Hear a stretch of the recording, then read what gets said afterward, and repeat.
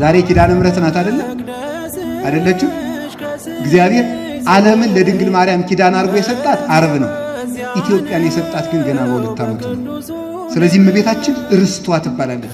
በስደት ያረፈችባት ስለሆነች ገና በ2 ዓመቱ የተቀበለችው ከልጇ እጅ የተቀበለቻት ርስቷ ስለሆነች ሐዘኗን ትሽርልናለች።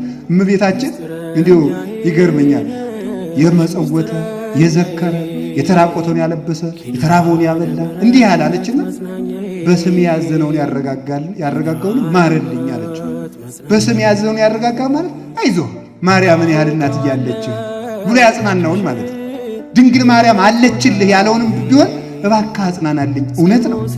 እሷ አለችላችሁ ከማለት በላይ ምን ማጽናናት አለ? ምን ገንዘብ አለ? ምን ትርፍ አለ? ጸጋን የተመላችውን ከመስጠት በላይ ምን ጸጋ ይኖራል ብላችሁ? የጸጋ ግምጃ ቤት እሷ አይደለች? መዝገበ መድኃኒት፣ መዝገበ ረድኤት፣ መዝገበ ጸጋ፣ መዝገበ ፈውስ እሷ እኮ ናት። መዝገበ ትንሣኤ፣ መዝገበ ቁርባን ማርያም እኮ ናት። እሷ አለችልህ፣ እሷ አለችልሽ፣ እሷ አለችላችሁ ከማለት በላይ ምን ማጽናናት ይኖራል? በእናቱ እንዲያጽናናን እግዚአብሔር ቅዱስ ፈቃዱ ይሆንልን።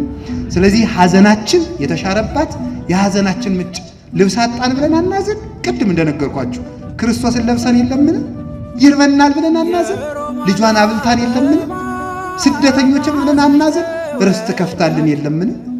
ተረገምን ብለን አናዝን። በረከትን ሰጥታን የለምን? እንሞታለን ብለን አንፈራ። ትንሣኤን ወልዳልን የለምን? ግድያን አንፈራ። ሕይወትን ወልዳልን የለምን? ሕመምን አንፈራው። ፈውስን ወልዳልን የለምን?